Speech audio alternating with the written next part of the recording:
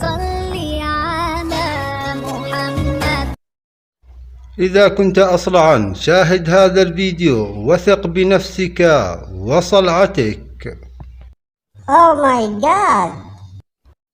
يعاني الكثير من الناس من مشكلة الصلع، وخاصة في الوطن العربي، فهي مشكلة وجودية، وغالبا ما يتعرض الرجل الأصلع لسيل من الانتقادات والسخرية، وخاصة من زملائه والمقربين إليه، وأكثر ما يحرجه مقابلة النساء، وبسبب فقدان الرجل لشعره وكونه أصلعا يتخوف من فقدان بريقه وجاذبيته أمام المرأة التي يحبها، وأكثر ما يقلقه تساقط شعره وفقدانه بالكامل، فذلك يؤثر سلبا على تقييمه لذاته وثقته بنفسه.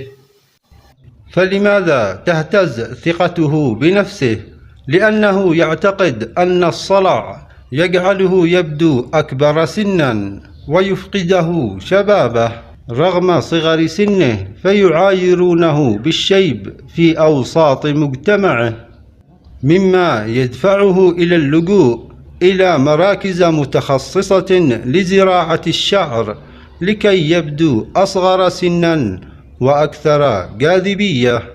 فلكل رجل أصلع لا تقحم نفسك في كل هذه الأمور، فعند مشاهدتك لهذا الفيديو ستزداد ثقتك بنفسك وتفتخر بنفسك كونك أصلعا.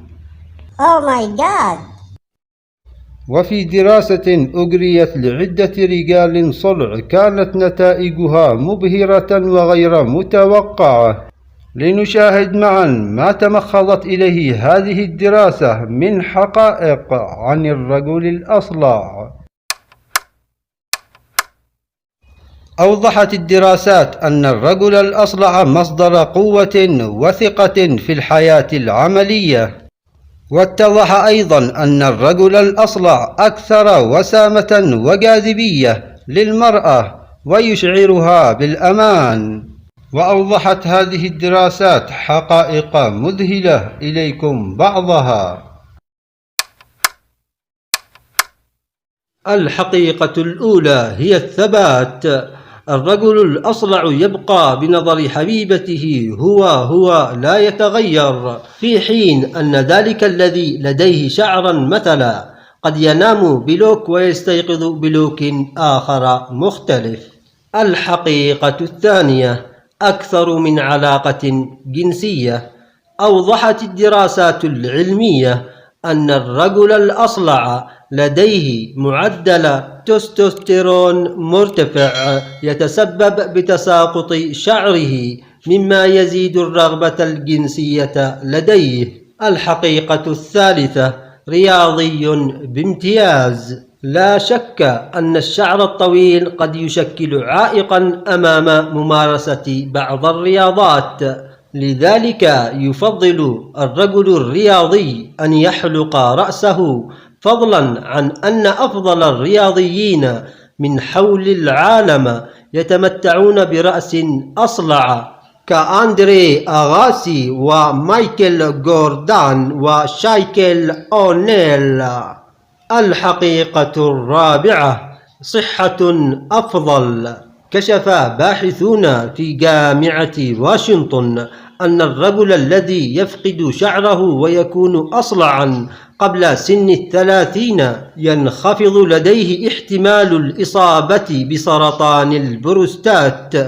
واتضح أيضا من خلال الدراسات الحديثة أن الصلع لم يعد مشكلة ولا نقمة، بل أصبح نعمة من الله.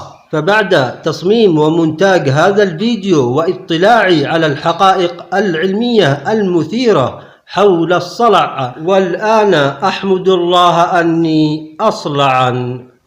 Oh my God! بعد انتهائنا من الحقائق العلمية والدراسات والبحث العلمي حول الصلع والرجل الأصلع، لننتقل الآن إلى كيفية الزواج من الرجل الأصلع في العالم وفي الوطن العربي.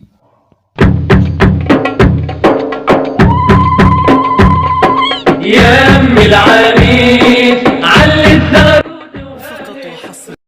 أولا في المغرب والجزائر يسمى الرجل الأصلع بأنه يحمل تاج الرجولة، فهو مفضل عند النساء دون بقية الرجال.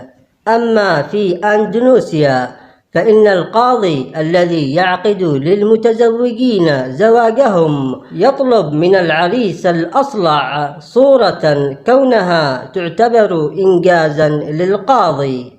وفي تركمانستان لا يسمح للرجل الزواج بأكثر من زوجة إلا إذا كان أصلعا.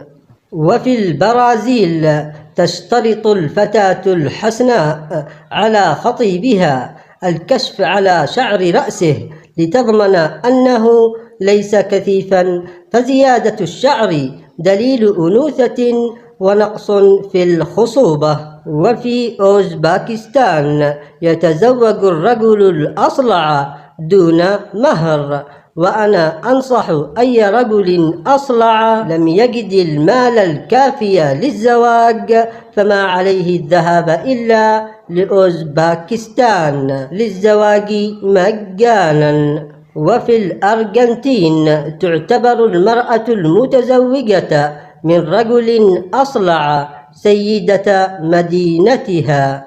وفي أستراليا يحق للزوجة أن تترك زوجها ذو الشعر إن وجدت عشيقا أصلعا، وأنا لا أنصح بذلك لأن الثمن قد يكون حياتك. أما في فنلندا فعند قبول الطالبة في جامعة هيلسنك فإن أمنية الطالبة ليس النجاح وإنما الوقوع بحب طالب أصلع، وأنا أنصح كل طالب أصلع الذهاب إلى فنلندا والدراسة في جامعة هيلسنك لضمان الجنسية الفنلندية وضمان مستقبل أفضل.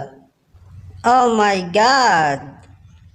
هذه كانت الدراسات والحقائق عن الرجل الأصلع الذي لا يستهان به. فإذا كان لديك شعر أو أصلع وأعجبك الموضوع والفيديو فلا تبخل علينا بالاشتراك في القناة وضغط زر لايك لدعمنا لنشر المزيد إن شاء الله. أستودعكم الله الذي لا تضيع ودائعه. صلى